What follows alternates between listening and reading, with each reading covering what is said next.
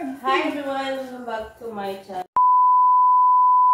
So, 4 years ko yata hindi na yung Christmas tree ko. So, ngayon, ilalagay natin is yung naglalagyan ng mga ampaw. So, nilagyan ko ng mga coins ko. So, ito ilalagay ko sa aking Christmas tree. So, ngayon ko lang may kasi noong nakaraan ay nasa Hong Kong ako nung in-order ko to. Itong mga nilagay ko is may mga barya na sa 10, nagpipiso at naglilima. So ito ang aking ilalagay. Sa mga bata, huwag niyong kunin ang aking Christmas tree. So galing pala kami ngayon kanina sa sa sementeryo.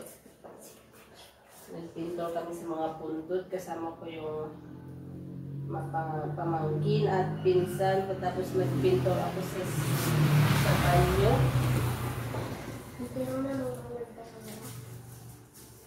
Tapos ito ang ginawa ko, walang hinto.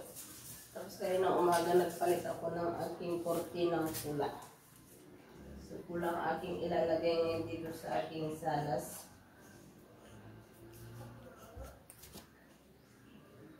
Wala akong mga bola-bola. So, aking ilalagay.